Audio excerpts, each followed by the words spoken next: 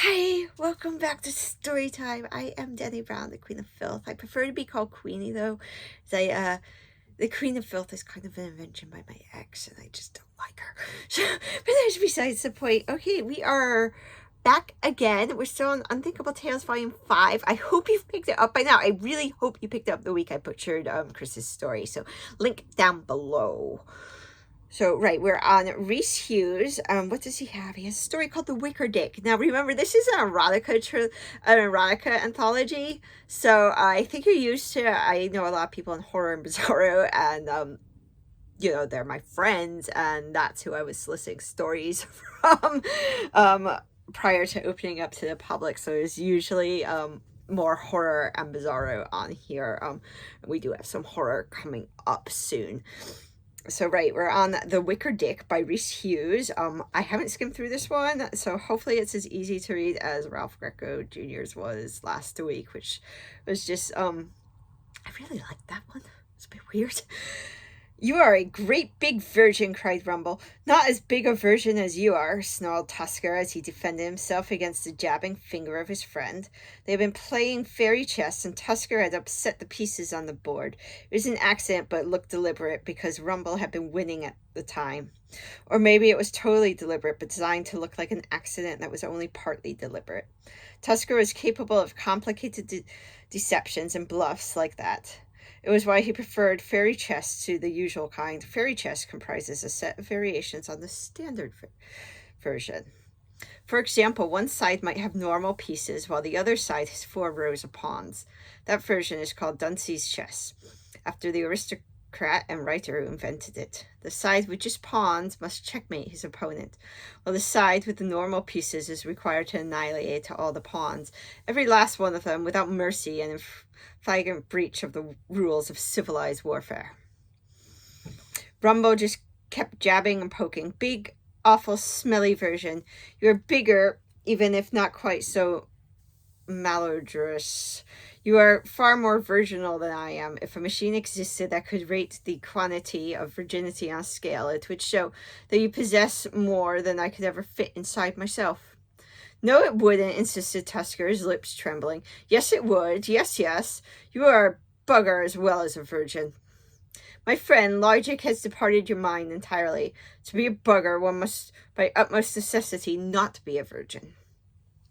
"I wish such a machine existed as the one you have persisted, but it doesn't. It's a big shame, a massive regret." "Yes, it would be good to settle the matter. Who is the biggest virgin, me or you?" "To outsiders, this may seem a question of extreme absurdity, but we know how serious it is. Surely there are only 2 conditions, that of virginity and that of fulfillment. 2 states alone for the human male. The virgin or the I can't pronounce it, but no, that's not so. There are many grades of virginity, shades of it, and while I freely admit that I am a virgin, despite my humiliation at such a confession, I'm compelled to announce that you are more of one. You are dreadfully virginal." "Actually," said Tusker, choosing his words carefully, "a method of rating virginities does exist. It's not a contraction, but a tradition. I am talking about the pagan rites of the island of Brummer Isle. Every year, the locals offer a virgin to the Wicker Man, who represents the god of custard.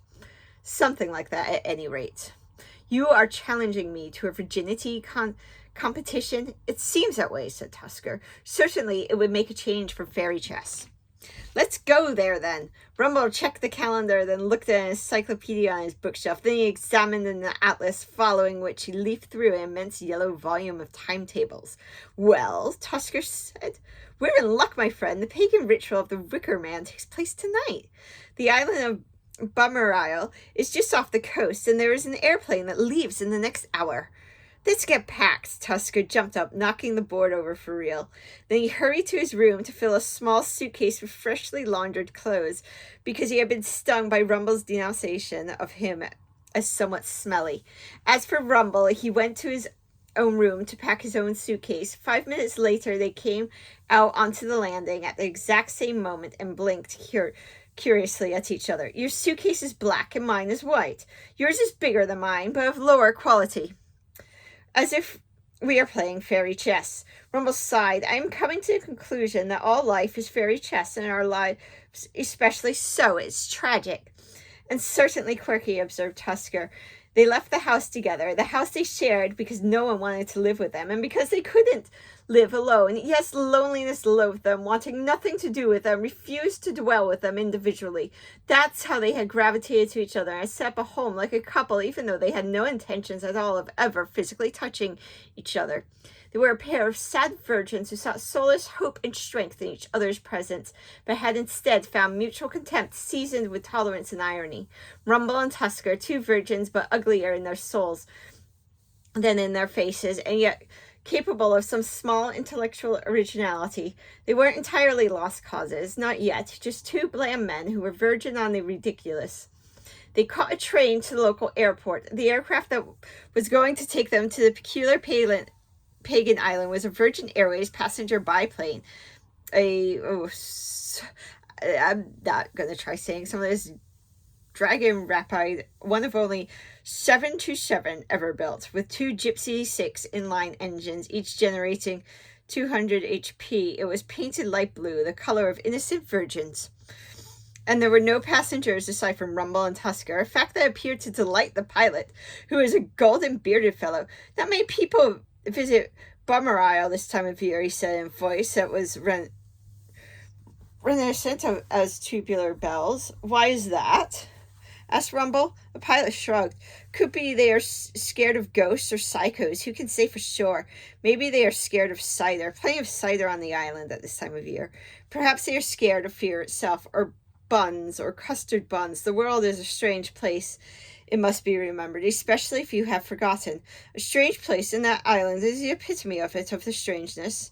As strange as fairy chess, agreed Tusker. Bummer Isle is shaped like a crispy rump, said the pilot, but maybe fairy chess can be played like that, with crispy rumps, as conveniently or inconveniently as it can be played or not played, with regular or maybe irregular chess pieces. What do I care about such things? I'm just a pilot. I used to fly balloons. Then I graduated to biplanes, which are planes that equally enjoy being flown by men or women. But there are few women who ever fly a Bummer Isle. Because they are too busy, inquired Rumble. Generally, yes, they are. Multitasking and whatnot, I suppose. Yes, with tofu and hairstyles too. Women, what do they know about engines up in the sky? Either a lot or nothing, or just a little. But anyway, takeoff is imminent, so go get yourselves inside. Rumble and Tusker entered the airplane and chose to sit on seats as far away from each other as feasible. There was still tension between them, still annoyance, still resentment and derision, still lots of that. And they were frustrated, both of them, sexually and otherwise, because they were great, big virgins. Only nobody yet knew if one of them was actually bigger than the other. But they would know soon enough, indeed they would. Oh yes, the ancient rites of the pagan island would reveal the truth to them. Bummer Isle, a land lost in time, a place that never moved forward with the times but remained a superstitious backwater. Or rather, it evolved in a different direction, growing more occult and weird over the centuries rather than less. And nobody knew why there was an airstrip over there that could accommodate the plane, unless it was simply because the chief of the island was a little more progressive than the other islanders. He was said to wear a yellow roll-neck sweater, for instance, to speak with a rich modern voice, and to also enjoy lollipops, which he bit rather than sucked. Who knew? Did Rumble or Tusker know? Did the pilot know? Did a ghost know? Or a psycho know? Or who knew if they knew? Do you know who might know if they knew? I don't know. I don't know if you know who might know if they knew. If they know. That's not for me to say. It's not for me to think and you to find out. But who are you? Are you someone who knows? Are you a virgin? A great big virgin? Rumble and Tusker are. A pair of them. But which of the duo is worse? The plane took off, crossed the stormy channel to the island. The passengers looked down on spume and froth. And then it landed and they disembarked and made their way to the main settlement, dragging their suitcases like mutated warts behind them, like pustules on the ends of their hands, like oblong ditherings. The pilot took off again and vanished over the horizon, his beard glinting in the light that streamed into his cockpit, as if this light was a serving of glint juice, and it was running down his chin just like that, like this. Oh, that pilot and his chin. The one the pagans pick to offer to the wicker god is the one who is the biggest virgin out of us two, said Rumple. I understand, replied Tusker, but they were apprehended even before they reached the settlement. A group of islanders were parading along the road towards them, carrying a naked young girl on their shoulders. She was evidently the selected virgin, but once these ragged pagans stiff Rumple and Tusker, they put the girl down and allowed her to escape by running over the fields in her bare feet, her breasts proudly bouncing even though they couldn't be seen because she had her back turned to everyone. But it's a fair bet it was a magnificent sight. Extra virginal virgins, shrieked one of the islanders. Take them, boomed a voice. It was a command issued directly from the maw of Lord Bummerisle, he who ruled the island with a rod of meat, his own rod of meat, which explains why virgins were quite rare on the island and why some years the wicker god had to go without an offering to his wicker appetite, the wicker rascal that he was. Whether this god had a name or not was unknown to Rumble and Tusker, but I can now reveal that he did, and it was Alan. It was Alan Wicker Man. They were like a bunch of bloody ghosts, cried Rumble. Like a freaking flotilla of psychos, added Tusker. And indeed, the mob was in a frenzy, rushing at them, seizing them with iron grips in order to hold them aloft like trophies. And now they began chanting folk tunes, very old folk tunes, tunes that had already been old when Steel Eye Span was young. So old, they were senile, half of them, and the half that wasn't senile wasn't really all there, only half there. And the suitcases of the pair were left behind. Arr, wailed Rumble. Oof, ranted Tusker. Take them to the Wicker Man and put them in the Wicker Dick, said Lord Bummerisle. For this year there shall be 2 sacrifices, because I perceive that both are equally virginal. They both rate a maximum score of 11 on the scale of virgins, and I am only the pagan chief who has a virgin rating scale that goes up to 11. That's one more than 10, he added thoughtfully in his sweater. I'm turning the page. On the other side of the small island stood the Wicker Man, a statue made from an entangled mass of wicker, which is why he was called the Wicker Man. That's logical. And he had a massively erect phallus, also made from wicker. And even though he was wicker, he was still very menacing. And even though his name was Alan, he was very menacing. And even though he couldn't play chess, fairy, or any other kind, he was still very menacing. And Rumble and Tusker were menaced. They were so menaced that they started yelping and sobbing like sobbing yelpers. But the islanders showed zero mercy. The pagan ceremony couldn't be stopped now. You are supposed to choose between us, not take us both. Rumble and Tusker protested in chorus, but Lord Bummerisle laughed and shook his head. Yes, he was wearing his yellow roll-neck sweater as he laughed and shook his head. He was evil.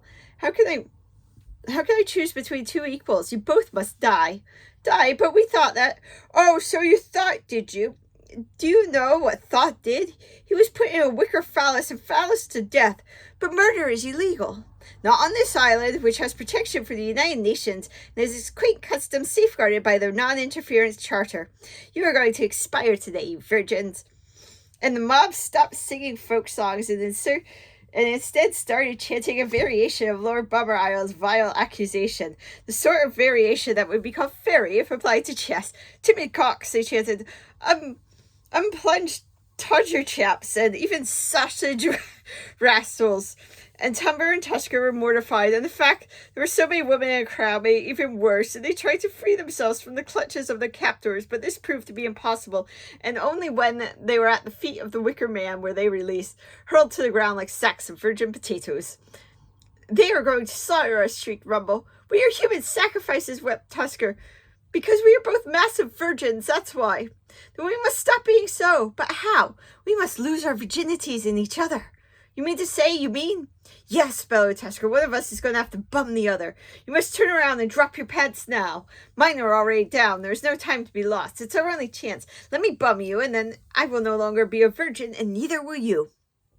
I unfortunately agree, but you must be the one who bends over, and I must be the one who does the bumming. You cheated at fairy chess, so it is right. You are the one who gets bummed. It was my idea. I'll be the bummer, and you the bum chum. Never. Bend over quickly. No, you must bend over and without delay. You goddamn virgin. And they leapt at each other, and each tried to bum the other, but they succeeded only in going round and round in circles like a cat that chases its tail, or a psycho that chases a ghost, or a yellow roll-neck sweater in the tumble dryer.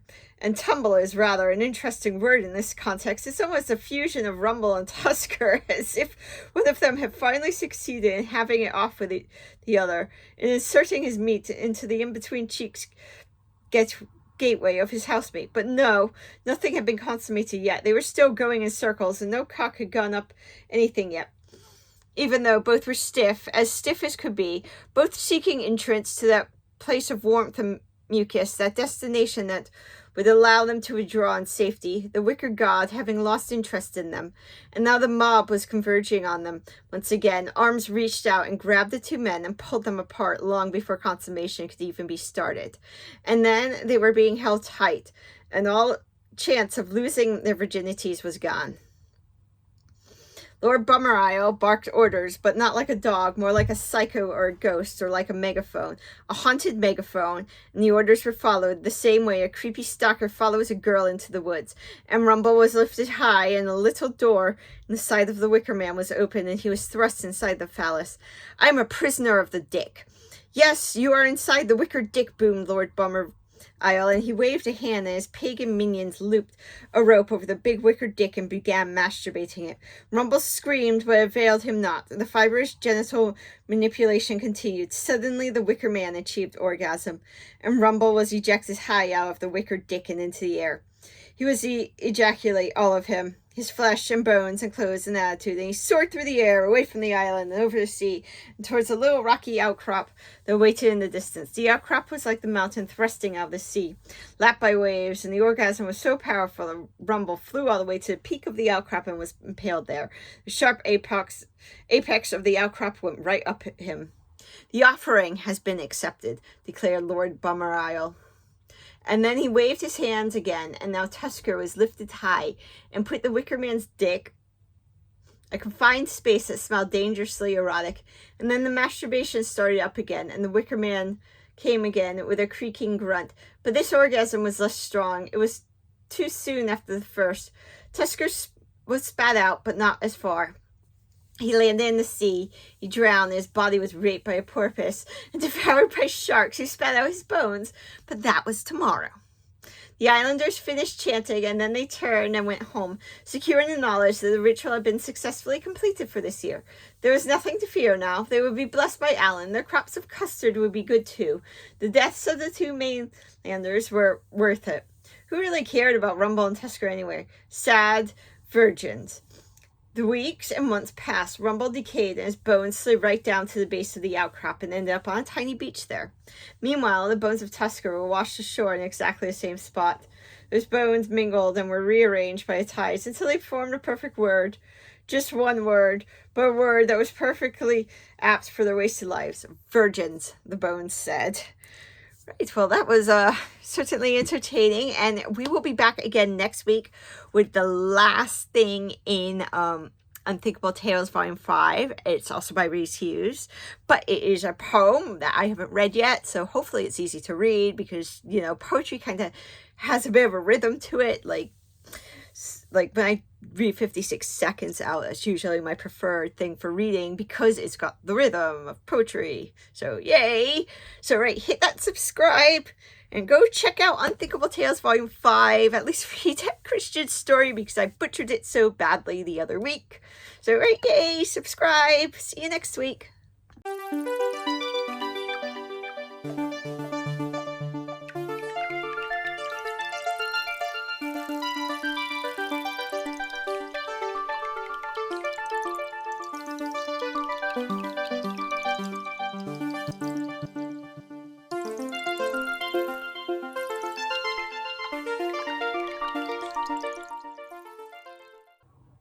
Oh, and don't forget to hit subscribe. Hit subscribe. Yay! Hit subscribe. Subscribe.